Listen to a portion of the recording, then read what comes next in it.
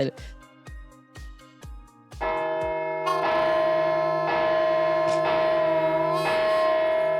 coup de tocsin. Donc juste avant de recevoir Michel Onfray pour son livre Entendez-vous dans nos campagnes, où nous recevons également James Duclos, agriculteur, membre de la Coordination rurale, qui vont revenir tous les deux sur la crise agricole. Guy de Lafortelle, vous souhaitez revenir sur la Russie qui est en train de gagner la vraie guerre froide en Arctique. Alors effectivement, c'est Donald Trump, dont on parle beaucoup ce matin, Oui. qui a remis le sujet sur le devant de la scène la semaine dernière avec ses fameuses déclarations en voulant annexer le Groenland et fusionner avec le Canada. Bon, on parle aussi du Panama, mais le Panama a moins à voir sur le sujet des pôles. Et on s'est beaucoup demandé ce qu'il y avait comme réalité derrière ces déclarations un peu fracassantes et dont on se demande si elles ne sont pas farfelues. Et en fait, elles ne sont pas farfelues du tout. Pour deux raisons. La première, c'est qu'il lève un sujet absolument central, de la même manière que lorsque Donald Trump annonçait vouloir construire son mur entre le Mexique et les États-Unis, avant même de savoir s'il l'a construit ou pas, s'il y a eu un effet ou pas, il a levé un sujet, et l'immigration mexicaine est un des sujets qui a probablement coûté l'élection aux démocrates. On est sur des sujets centraux.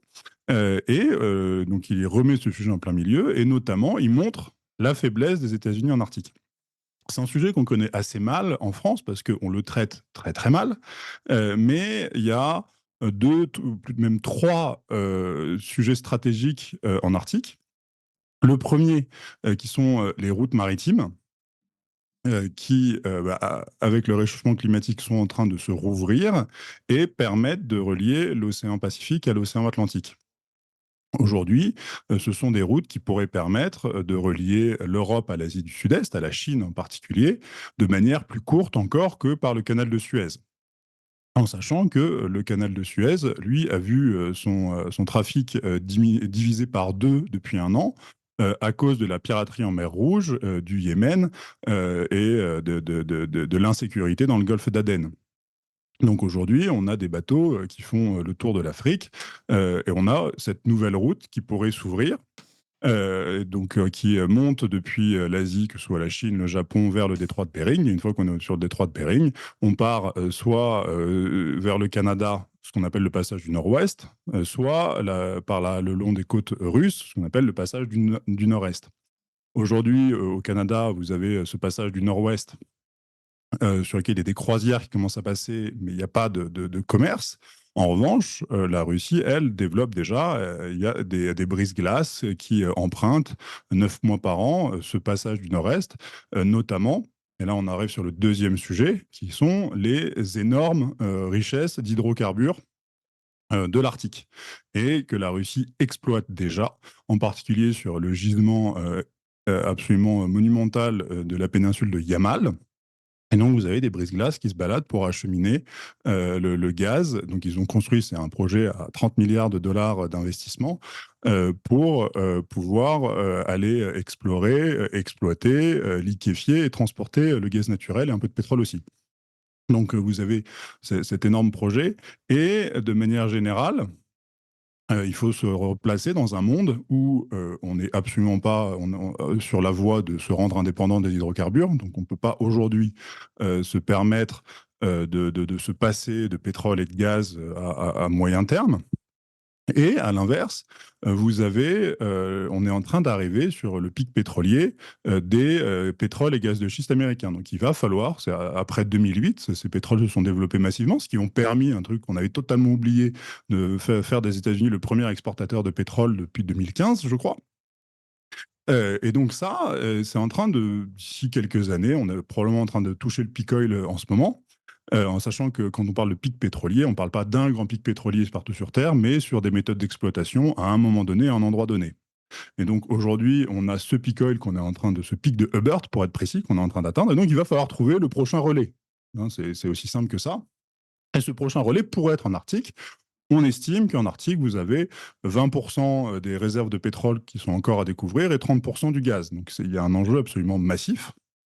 Et cet enjeu-là, encore une fois, vous avez la Russie qui est en pointe sur ce sujet avec les gisements de Yamal en particulier, vous en avez d'autres en mer de Barents, avec les routes commerciales qui sont déjà ouvertes, avec des infrastructures, avec la technologie.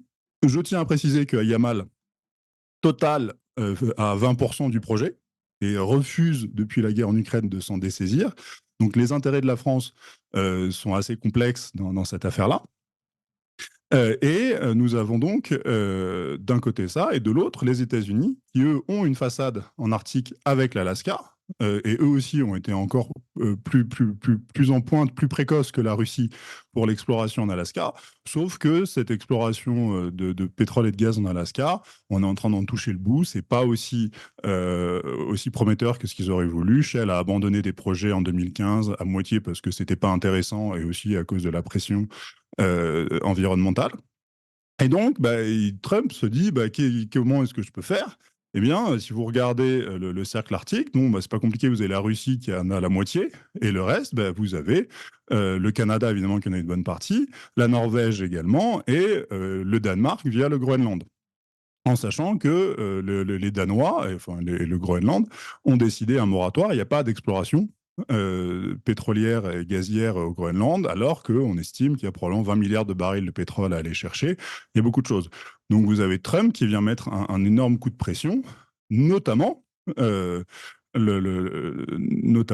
que vous avez quand même une histoire. Le Groenland est un enjeu stratégique, c'est la troisième qui est d'un point de vue militaire. Vous avez une base aux États-Unis, le Danemark avait été annexé par les Allemands, donc ça a été d'une certaine manière libéré par les Américains.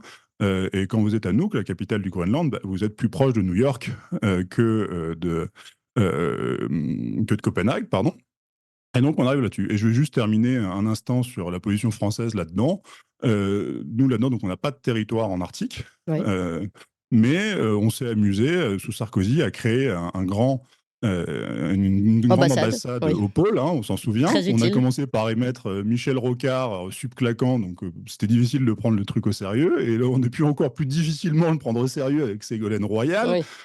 Notre fameuse ambassadrice au pôle qu'on a fini par foutre dehors le jour où le parquet national financier s'est dit mais en fait t'es pas en train d'utiliser l'argent de l'ambassade pour tes projets personnels. Si, bien sûr. Du coup on l'a gentiment démissionné et à la place de ça on a mis Olivier Poivre d'Arvor, le frère d'eux, qui lui a fait l'inverse de Ségolène Royal, il en fait 15 000 tonnes, mais il fait ça pour aller développer la recherche en Arctique et limiter le tourisme. Il parle absolument pas de routes commerciales, absolument pas d'enjeux militaires, encore moins d'hydrocarbures. Il a fait signer, comme on sait si bien faire, un grand appel de Paris que ni le Danemark ni la Norvège n'ont signé. Dites-moi à quoi ça sert. On est européens, mais on fait quand même n'importe quoi. Ça coûte de l'argent. Bref, on n'est pas dans le coup. Oui. Merci pour cette belle conclusion, Guy de Lafortelle. Je rappelle, fondateur de Lettres d'information, l'investisseur 5 au mais évidemment cofondateur de Tocsin. Merci à vous tous, chers amis. Vous êtes très très nombreux.